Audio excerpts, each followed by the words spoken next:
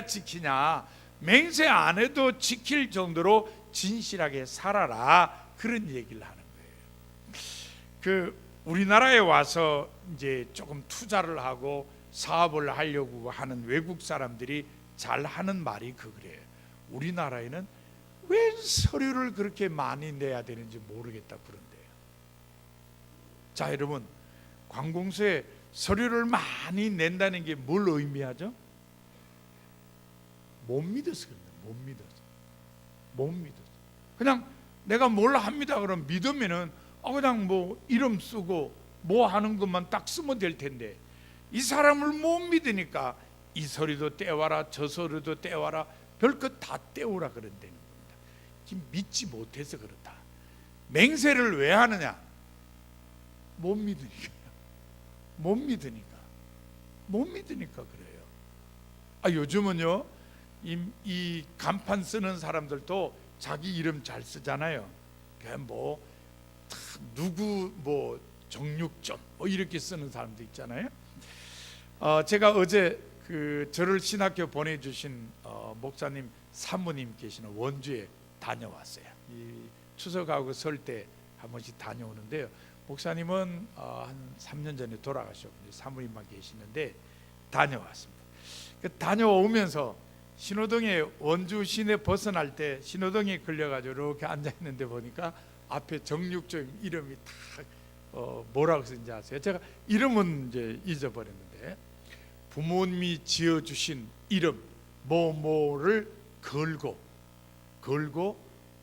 제대로 장사하겠습니다, 그렇게 써놨더라고요.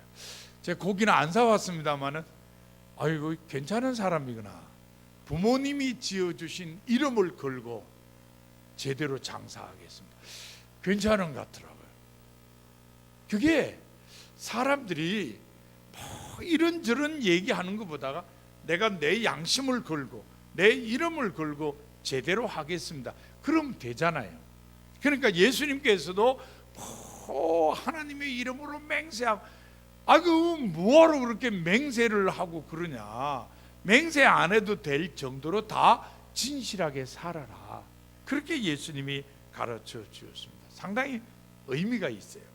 그 다음에 38절 이하에 보면요, 눈은 눈으로 이는 이로 갚으라는 계명에 대한 예수님의 가르침이 또 기록되어 있어요. 이것의 진정한 의미가 뭐냐? 자비를 베풀으라는 것이다, 이렇게 말씀을 하셨어요. 여러분이 눈은 눈으로 이는 이로가 이게 보통 탈리오의 법칙이라 그러는데요.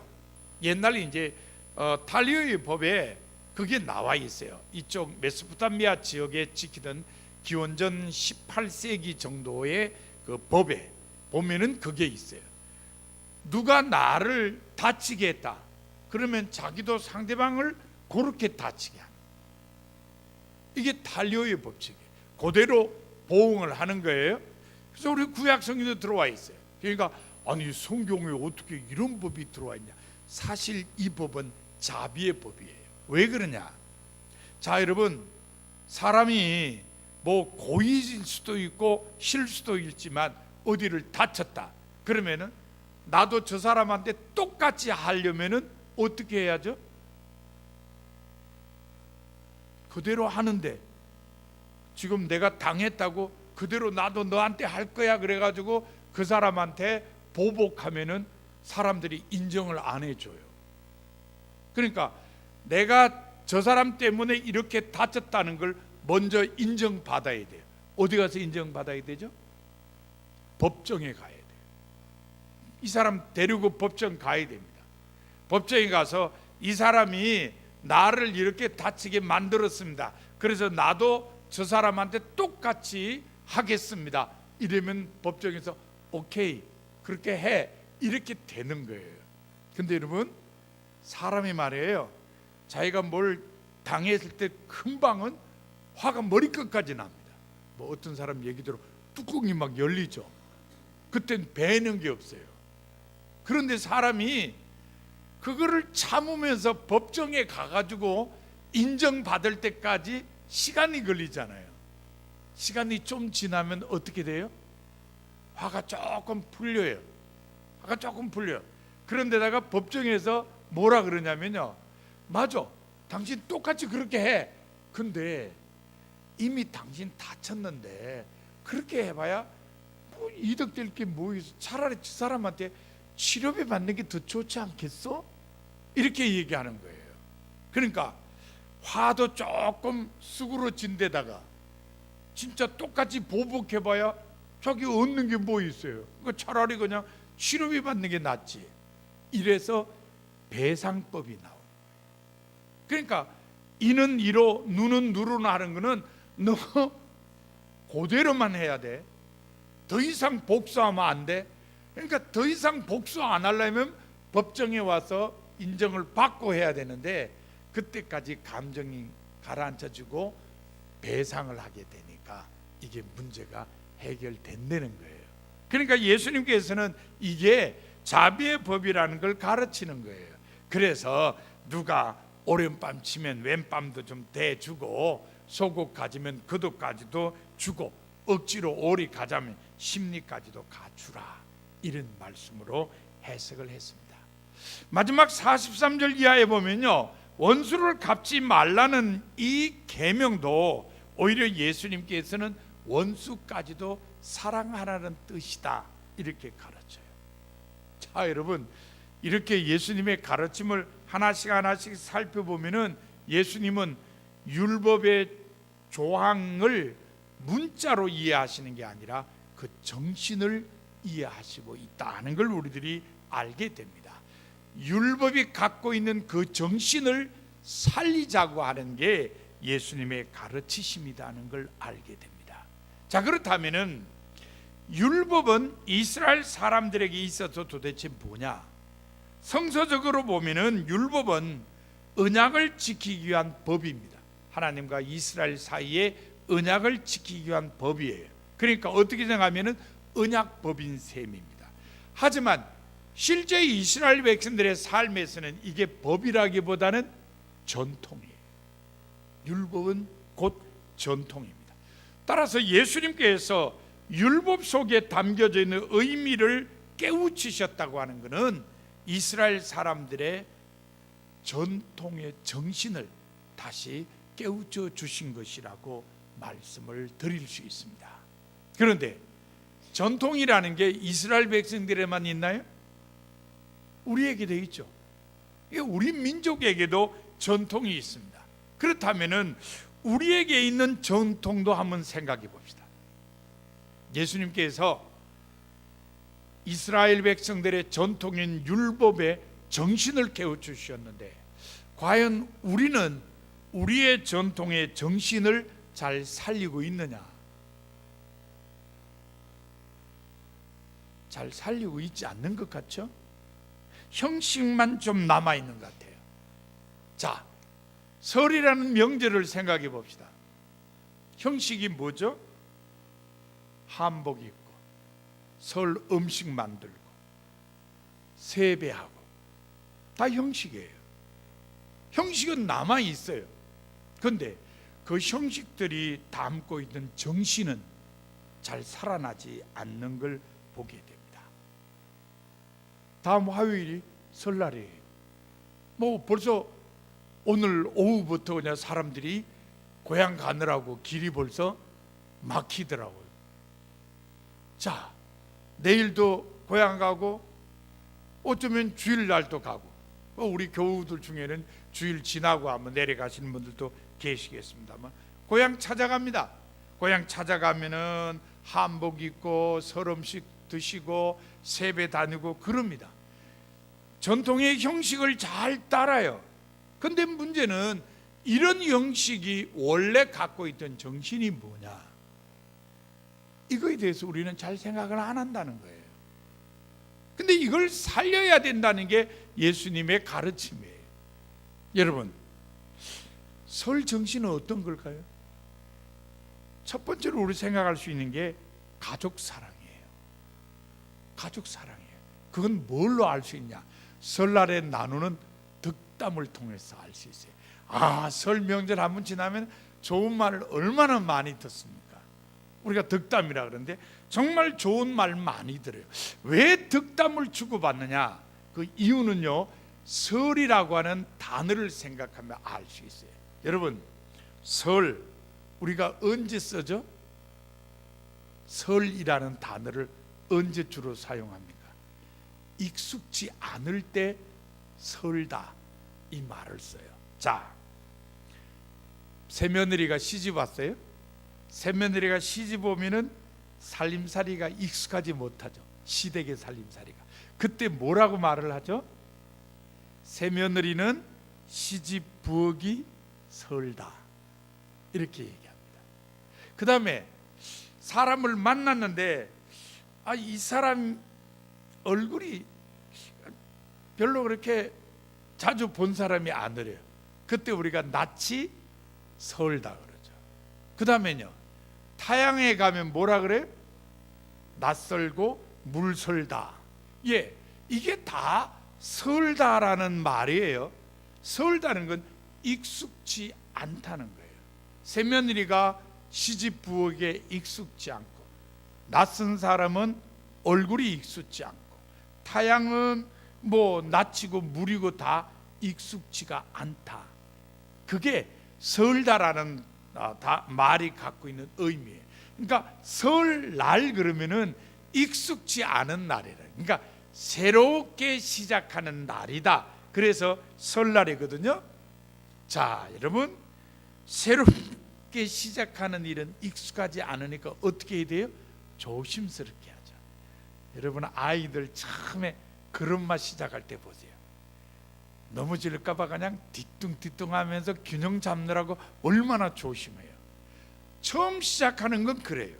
익숙지 않은 건 그렇게 조심스럽게 시작해요.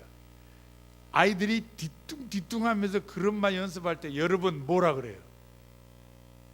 그거 쳐다보면서 뭐라 그러죠? 잘한다 잘한다. 아이고 얼마나 격려합니까?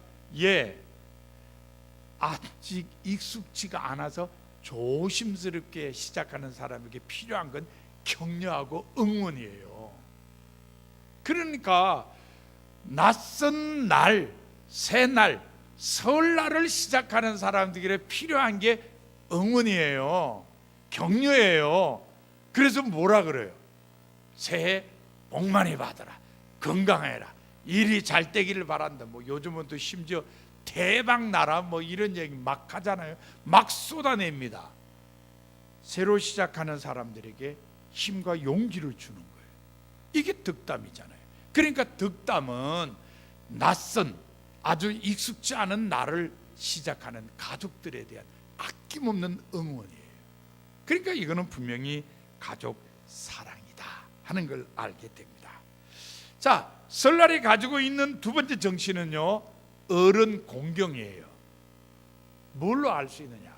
세배하고 세찬 드리는 일을 통해서 알 수 있어요.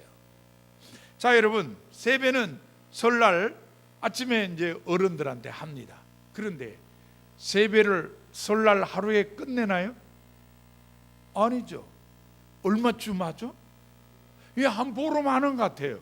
한 보름 하는 것 같아요. 왜 그러냐? 설날에 못 만나는 친척 중에 어르신 또는 뭐 이웃 어르신, 그러니까 어르신만 보면은 보름까지는 계속 세배를 다니는 거예요.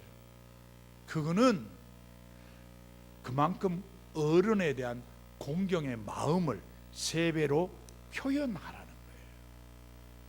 그러니까 이 설날이 갖고 있는, 말은 하지 않지만 설날이 갖고 있는 정신 가운데 이 어른 공경은 빼놓을 수 없어요. 세배를 통해서 나타나는 거예요. 또 하나, 세찬을 보내는 일, 이것도 어른 공경이에요. 저도 어렸을 때요, 고향에서 섣달 금음날 되면은 뭐 이렇게 들고 몇 집 좀 다녔어요. 제 어렸을 때 가지고 간 기억 속에 몇 가지 있는데, 어떤 거는, 어떤 해는 깡엿 있잖아요. 깡엿이라 그러나요? 뭐라 그러죠? 엿, 납작하게 만든 이게 불구스름한 엿, 이거를 하나씩 들고 갖다 드린 적도 있고요. 또 어느 해에는 설탕, 옛날에는 그 설탕을 왜 이렇게 선물로 갖다 드리는지 모르지만 하여튼 그런 걸 어른들에게 갖다 드린 적이 있어요. 주로 아랫사람들이 윗사람한테 인사를 하러 가는 거예요. 자, 내일이 설입니다. 그러면서 그거를 나눠주는 거예요. 좋았던 것 같아요. 물론 이제 섣달 금음날 되면은 아이들이 기쁜 거는 부모가 옷을 주잖아요. 그 새날 시작할 때 새 옷을 주어서 새로운 마음으로 새 출발하라고 설 빔으로 옷도 사주고 신발도 사주고 그랬던 것 같아요. 근데 그와 더불어서 세찬을 보내는 일을 통해서 어른 공경의 정신도 아이들에게 심어주는 거죠. 사실 제가 잘 잊어버리지 않는 분 중에 민내 고모라는 분이 있어요. 저희 이제 아버님하고 사촌이에요. 그러니까 사촌이 아니고 육촌이구만요. 그러니까 저하고는 7촌쯤 되죠. 어떻게 생각하면 조금 멋진 분이에요. 그런데도 꼭 저희 부모님은 저한테 그분한테 이 세찬을 갖다 드리라고 심부름을 시켰어요. 그렇게 늘 다녔죠. 그러면은 이제 그 어르신이 늘 그랬어요. 아이고 여길 다 오냐, 이 먼 데를. 멀긴 뭘 멀어요. 조금만 걸어가면 되는데. 그런데도 이 간격이 좀 있는 집안, 이제 7촌이나 되니까, 그런데도 왔다고 그렇게 좋아하셨어요. 제가 그런 심부름을 해서 그런지 나중에 어른이 되어서도 그분 돌아가시기 전까지는 고향에 가면 꼭 인사하러 갔거든요. 그러면 그분이 하시는 말씀은 늘 똑같아요. 아이고 이 먼 데를 여기까지 왔냐, 그런 말씀을 끝까지 하신 기억이 납니다. 세차는 어른 공경이에요. 따라서 설의 정신 가운데는 어른 공경의 정신도 분명히 있다는 걸 우리들이 알게 됩니다.